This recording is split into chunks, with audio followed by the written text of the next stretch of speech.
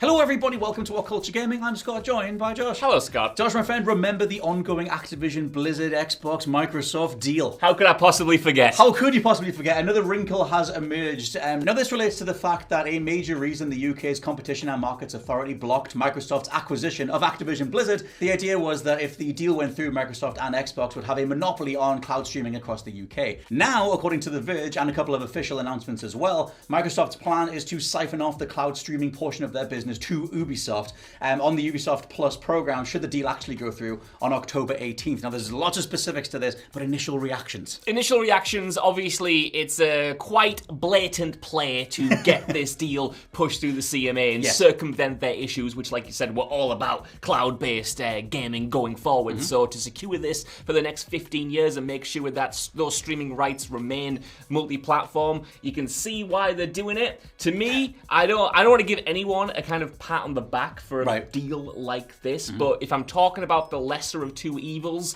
keeping this stuff multi-platform is always going to be the side I err on, rather than Xbox just kind of being able to take it all and make everything exclusive to xCloud should the deal have gone through. Yeah, so we're going to get back around to how right now, in a little vacuum, this is good. It doesn't feel necessarily good because it's associated with words like Ubisoft. I don't think anything associated with a $70 billion deal can ever feel necessarily good, you know? Not wholeheartedly good. So let's break down some more bits and pieces for this. You've got Microsoft's Brad Smith saying that they want to transfer the cloud streaming rights for all current and new Activision Blizzard PC and console game releases over the next 15 years to Ubisoft Entertainment SA, a leading global game publisher. The rights will be in perpetuity, i.e. they'll be holding on to them going forward. From the Ubisoft side, this is from their blog, they did a tweet, a post, whatever the hell we're calling them, confirming this just a few hours ago from our time in the UK, saying that the deal will give Ubisoft cloud streaming rights to games like Call of Duty and more, coming into effect upon the completion of Microsoft's acquisition of Activision Blizzard.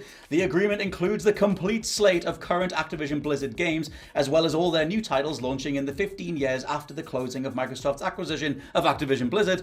The games will land on Ubisoft Plus, while also allowing Ubisoft to license them to cloud gaming companies, service providers, and console makers. This is where, and there's a little bit more we're going to get to in regards to how this will actually shake out in real time in terms of you accessing these games. But the overall takeaway, like we just said before, is a positive, because this largely removes the potential for Xbox to strong arm other platforms into having a Game Pass app or an Xbox streaming app or whatever. They weren't necessarily going to do that, but I completely think they were. It's funny, man, because in a deal like this, we're talking almost about caveats of caveats. Yes. Like, it's not, exclusivity for Activision Blizzard titles. It's exclusivity for the right to stream those titles. You know what I mean? So it's kind of difficult to get into the weeds of almost. There are so many wrinkles to this deal. I feel like an old man. I feel like I'm 90 years old trying to get through them all, you know? This is aged us, just trying to research this and then learn how to say acquisition of Activision Blizzard over and over again. But yeah, like I said, the main takeaway, if you want one specific thing here, is that Ubisoft Plus is already a cross-platform service. It's not the Xbox streaming service, which is obviously tied to Xbox platforms, whether they be the consoles or over on PCs and stuff as well. The fact that you have a cross-platform Ubisoft service does then mean more access to the likes of Call of Duty, to the rest of the Activision Blizzard library, wherever Ubisoft Plus is available. That's it. There's more to this in regards to how much you trust Ubisoft Plus. Yes. We'll get there. Yeah, in terms of the service itself, like, if you have a certain tier of PlayStation Plus, like I do, you already have access to Ubisoft Plus Classics. You can download games like Far Cry 6 and a bunch of the Assassin's Creed games through that platform. So I imagine, unless they change things potentially with different tiers going forward, in the short term, you should kind of have access to the ability to stream Activision Blizzard titles through Ubisoft Plus if you have, this PlayStation Plus subscription, or if you have a certain Game Pass subscription, because Ubisoft is already integrated in a multi-platform way across those services. So again, just taking it at face value and comparing that access to the limited access you would have gotten if it was xCloud exclusive. Yes. I do take that as not a win, but it's certainly better. Right now, we'll get round to the wider metrics, the optics of Ubisoft as a company right now. Obviously, they are investing so much in Assassin's Creed. That's kind of the only thing that's doing well by them at the minute. And I feel like, that idea of giving them access to all these different titles for now is very much something that they need. It kind of puts them back on the map. It's making us talk about them and do a news video about Ubisoft, and they'll then be part of the conversation when it it comes to the overall rollout of cloud streaming going forward. I don't personally trust them not to tier off all the different parts of this and do Call of Duty, monthly passes and things like that. Obviously, the Xbox side of it will be part of that as well. They own the overall rights to the properties. But I'm just wondering what the hell that's going to turn into as we go forward. I don't trust Ubisoft at all. Well, you know what? Nor do I. But I think it's, like I said, it's such a limited access to the stuff that they even have access to right now with this kind of streaming deal that's happened. Like, what can they really do necessarily? Yeah, they could probably up the price when they get that library in, but so would Xbox. Like there's Xbox absolutely will bump up a certain tier of their Game Pass model when they get all of those Activision deals games in their library. You're not going to spend $70 billion to not bolster that portfolio. You've already seen all of these services bump the price up a little bit. It's exactly what's happening in the movie space with the likes of Netflix and Disney Plus introducing more tiers, raising the top tier band of their pricing model just to kind of match the market trends and stuff, So I'm sure Ubisoft will hike the price up, but I'm sure Microsoft probably would have as well. That's kind of my counterpoint to that in a way. Again, I don't necessarily want to pat any of these companies on the back, but I'm talking purely lesser of two evils here. Yeah, definitely. I tell you what's really interesting as well in regards to just the way this stuff's shaking out, the fact that just to appease the CMA, the UK body of getting this deal through, and they have to change the deal ostensibly worldwide. I mean, maybe more wrinkles will come down the line, but this will affect the overall way that you'll access the likes of Call of Duty and the Activision Blizzard titles through cloud streaming. It'll now be done through Ubisoft Plus. I just want to quickly mention, though, that in regards to how much is being signed over to Ubisoft, there assumedly will always be Xbox cloud streaming versions of these games, but it's mentioned in the Verge write-up that Ubisoft can then license these catalogs out to other platforms, whether that be something like Linux or whatever. They'll have to be, a licensing deal back to Xbox anyway to make those things work, which assumedly brings Sony into the picture, maybe Nintendo Switch or whatever as well. That's just an interesting thing. You had all this stuff. If you're Xbox, you bought all this stuff, $70 billion, and then the only way to get the whole thing over the finish line is to portion another bit of it off to a different company and hope they do right with it at the same time. Like, one of the biggest promises here was bringing Call of Duty to Nintendo, and now that is kind of, Ubisoft has that key now. That's like a different thing. I don't necessarily think that, that's it, it's partly right. Again, the caveats of the caveats, because they don't have that control, I don't think. Like, they could license it out, they could license the streaming side of Call of Duty, the Activision Blizzard titles out to Nintendo, or they might not want to do that. But is that something Nintendo would even be interested in? Like, I can't imagine streaming the latest Call of Duty on a Nintendo platform. Like, that doesn't negate the exclusivity deal, the cross-platform deal that Microsoft has signed. Like, the 10-year deal with Sony is still in effect to keep Call of Duty multi-platform. This, to me, doesn't interact with their commitment to putting Call of Duty on Switch should the deal go through. So it's only in a very minor case where something could go wrong and they might not be able to figure out some kind of like streaming deal with Nintendo. But Call of Duty, this doesn't like negate the fact that Call of Duty will still be going to Nintendo and will still be on PlayStation platforms as a downloadable thing, as a thing you can buy via disc and put it into your machine for the next 10 years. Yeah. Oh yeah, I'm just flagging. I'm just hugely cynical about Ubisoft things. We've been covering them professionally for over 10 years at this point. It's just one of those things where I don't see them having some sort of boardroom meeting, some sort of execution on a nickel and diming thing, just getting a little hand in there. Can we just get some sort of tiered access to something? Can we pay for an extra thing? Whatever it is, just somewhere down the line. What I'm interested in, right, is how Xbox landed on Ubisoft. And to me, I think it's because they're the only third-party publisher that kind of has the infrastructure already in place. Like, there are a bunch of other services that are on offer from other publishers. You have EA Access, I think it's called, where you get, the likes of FIFA a little bit early and you have access to their game library.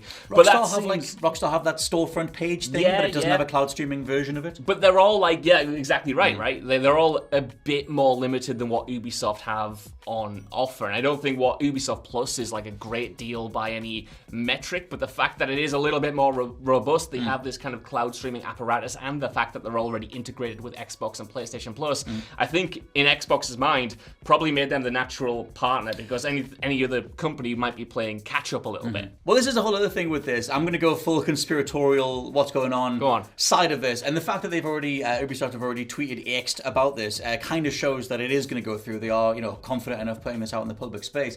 But we mentioned this at the very very beginning of the video, the idea that doing this is almost like a play, is almost a wider machination of getting their original deal through, originally past the CMA, i.e. Microsoft keeping full control of Call of Duty and the rest of the brands and everything, and making sure that all that stuff works on cloud streaming.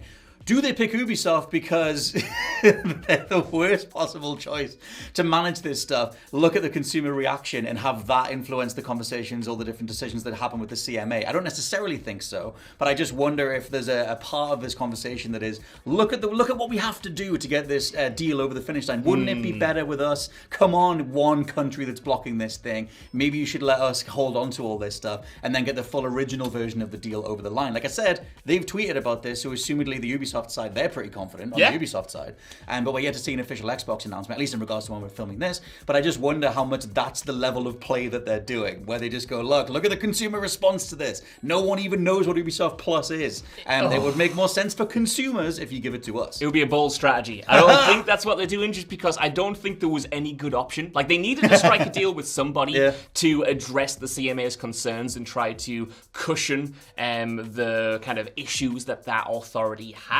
But, I mean, like I said, you give it to EA, you get backlash. You give it to Square Enix, you get backlash. You give it to any of those publishers. I don't think there's a good publisher right now with this infrastructure, with this kind of service already established, that you would class as, good and trustworthy. Well, the thing is, like, it doesn't, the way that, like, Nintendo have got the likes of Hitman 3 and Resident Evil 7, and there's a couple others that work on, I think Hellblade or whatever, there's a couple other games that work on Switch through streaming only. They are not through big name publishers. They're all through one-off streaming deals. There would have been other ways to go if the whole point was just diversifying the amount of cloud streaming available in one place to sort of demonopolize the idea of Xbox's cloud platform and just atomizing that out over X number of smaller companies that could do it. Yeah. Ubisoft is a brand name version of that deal, like to get another name associated with that. But like you said, there is no one else who has enough of a platform, a cloud streaming platform that's already doing the rounds. However, at the core of that is the reality that no one talks about Ubisoft Plus when it comes to streaming stuff. No. I don't even know if that service is reliable. I've used Xbox game streaming quite a lot when it comes to Halo, but I've not even touched Ubisoft Plus. I'm just hoping that it's as good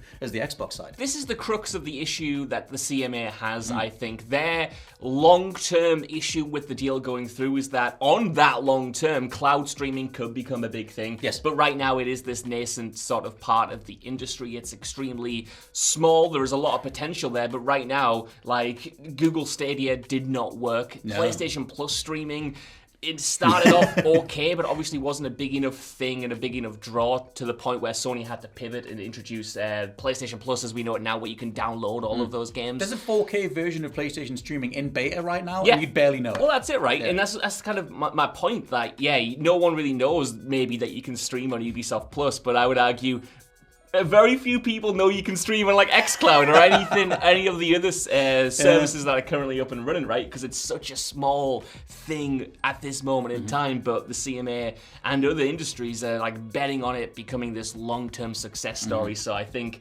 right now it's in the public kind of consciousness.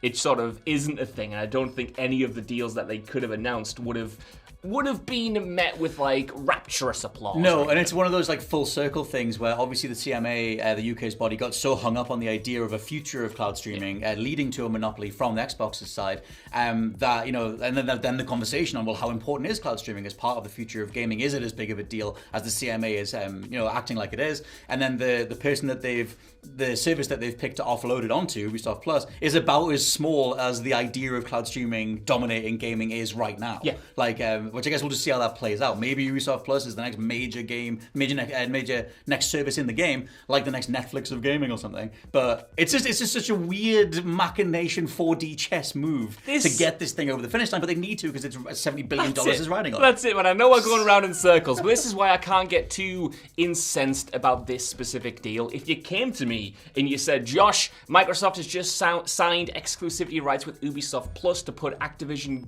Blizzard games on that service in totality. So you had to get Ubisoft Plus to download the next Wolfenstein, to download the next Call of Duty on their service. Then I'd be up in arms. But like I said, it's this fraction of a fraction thing where I don't know how how beneficial this is even going to be to Ubisoft to have the streaming rights to Activision Blizzard titles, because that's such a small market. It might not be over the long term, but I just don't think it's going to change all of that much. It's not. This deal is not for us. This deal is not for the casual gamer. It's not for the hardcore gamer. This deal has only been struck to satisfy one global regulation authority. That's all it's for. Yep. It's not going to change much, in my opinion, and it's just going to be a way to get the overall deal kind of through, which is where I'm almost like hesitant to. I know we've done a lot of videos on this entire topic over the past few months, but I'm almost hesitant to give it any kind of breathing room or kind of mind space, because it's like it's so omnipresent. Like you anyway. said, it's 4D chess by billion-dollar companies to get their billion-dollar deals through over the line, and yes, the deal in totality is going to change a lot, but this, in my opinion, yeah, we're talking fractions of fractions. Yeah, it's one of those things where we're at like the nexus, we're at a specific point in gaming history where we are right on the cusp of, is streaming the next big thing? Is cloud streaming the next big future of gaming? And like you said, in terms of other entertainment industries, not necessarily in regards to how those things get monetized, or just how profitable or successful those various individual ventures are that get greenlight for those services, the likes of Netflix originals or whatever it is. But yeah, we're right in the cusp of that when it comes to gaming, and they are all trying to read the terrain for the next 10, 15, 20 plus years. Hence how ridiculous these conversations have gotten. But yeah, let us know what you think down in the comments below, and follow us on the What Culture Gaming podcast feed all week long for various shows. I'll put a video here just for you. For now, I've been Scott from WhatCulture.com. I've been Josh from WhatCulture.com. We'll catch you next time. Bye-bye. Goodbye.